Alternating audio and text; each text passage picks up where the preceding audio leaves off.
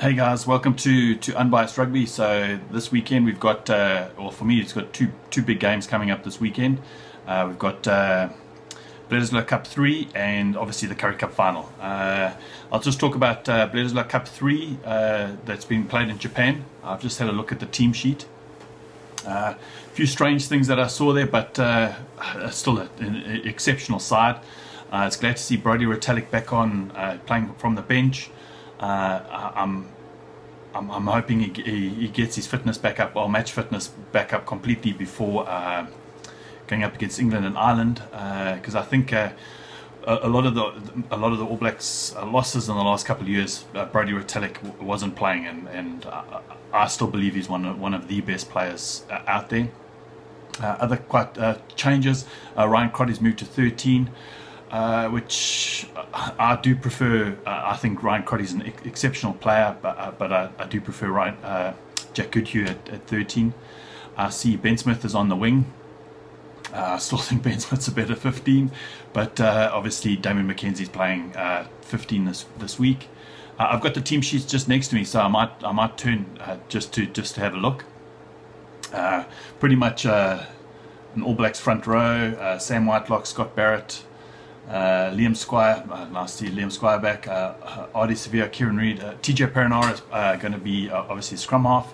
I've actually, even though I think Aaron Smith's an exceptional scrum half, I've been really liking how TJ Perenara has been playing in the last couple of games, and I think if you look at those last 30 minutes that he comes on, it's generally when the team starts picking up. So I'm glad. I'd like to see him at that position.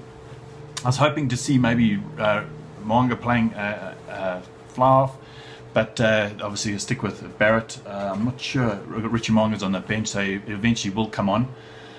Waiting to see Big Carl come on, one of my favourite players, so it'd be nice to see him. I'm just going to talk about the Australian side quickly. So glad to see Bernard Foley playing at 10. Not that he's my favourite player in the world, but he's probably the best 10 that Australia have. Currently, I just think that the insanity of having Beale playing 10 when he's actually your playmaker who should be at 12 just seems super strange. Then I've just looked at the team sheet here and I see Israel Folau's playing outside centre, so he's playing 13. I really don't know. I cannot understand why you'd have your best player not playing in like a 15 where he's got the space to make where he can do those jumps, where he's got the space to actually do that magic that he does. That try that he scored in the championship against Argentina is probably one of the best tries ever scored. It's just strange to see him playing at 13. I'm just looking here. Everything else seems pretty much okay. I think they might have a little bit of inexperience in their front row, just with the hooker. But yeah, I do think on paper, I think the New Zealand side is a lot better than the Australian side. Prediction wise, I'm going to give it to New Zealand. I think New Zealand are going to be too strong on the day for Australia.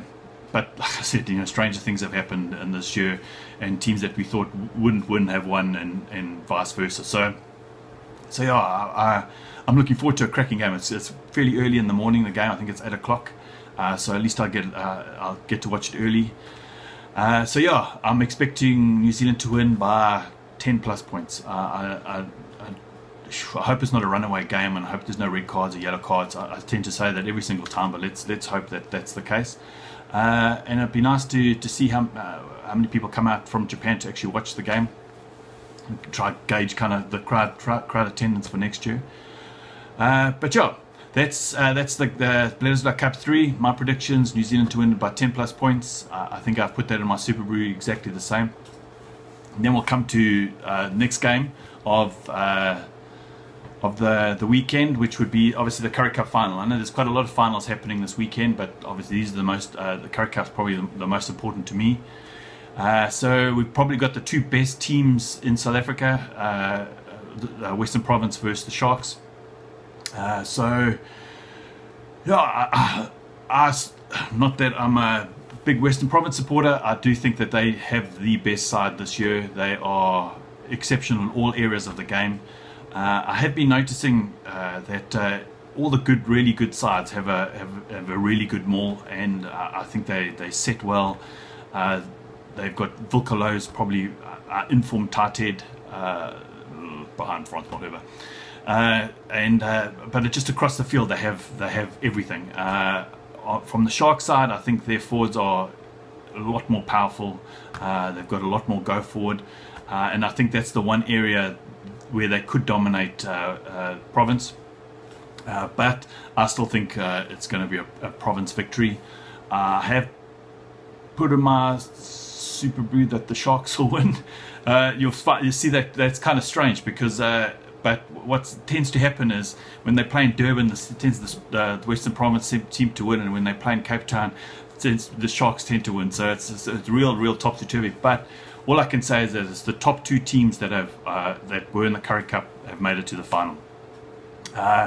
Great to see Jean-Luc back. I know that his brother Daniel has been playing exceptional rugby this year. Probably one of my standout players for the Sharks. But those two twins, they have to be selected for the box squad to go play up north. They're great impact players. I think Jean-Luc is great to see him, and they're starting to create not just the offloads, they're creating different kinds of offloads that not only give you that go forward ball. I think they're in the same mold as you're talking Dwayne Vermeulen, but I think they've got a bit more skill. So yeah, I am saying that the Sharks will win this weekend and win it by about 7 points. But it might be a tough ask. But all I can say is that on the form of the Currie Cup this year, it's been an exceptional year of skill. I think that having just the one round has really improved Currie Cup. It's a lot quicker. The teams can put out their best sides. There's fewer injuries, and it's actually been great. I did notice that obviously there's going to be a playoff game between the Cheetahs and the Falca, I think. Obviously from First Division up to Currie Cup, and I think the buzz around is that the Cheetahs don't mind if they lose the game and they fall out of the Currie Cup. It'll be a sad day to see the Cheetahs out of the Currie Cup. It would be a sad day, but for one of these smallest unions, they can only focus on one competition, and I think Pro 14 is the way for them to go forward, and they should just stick with the one competition. They just don't have the same resources as the Bulls or the other four unions that can afford to have huge big extended squads to be able to run in both competitions. But yes, guys, that's my predictions for the weekend. So yes, I've got a great game in the morning. Get to watch some great international rugby. I've got another exceptional game in the afternoon, so I'm going to be pretty happy this weekend. I have to say that I've been preparing for the autumn internationals, so I've been starting to watch all the games. I'd actually watched the highlights of the Chicago game between Ireland and the All Blacks. One thing I did notice, Brodie wasn't there, but all I can say is that what a game. I watched the whole thing on YouTube. It was an exceptional game, and I'm hoping that game this week, in the next 2 weeks or 3 weeks between New Zealand and Ireland, it literally is the game I'm waiting for. Even though I'm a huge big box supporter, that's the game I'm looking forward to the most. I think it's going to be exceptional rugby, two best sides on the planet going hammer and tongs. But listen guys, I hope you have a great weekend. Chat soon. Bye.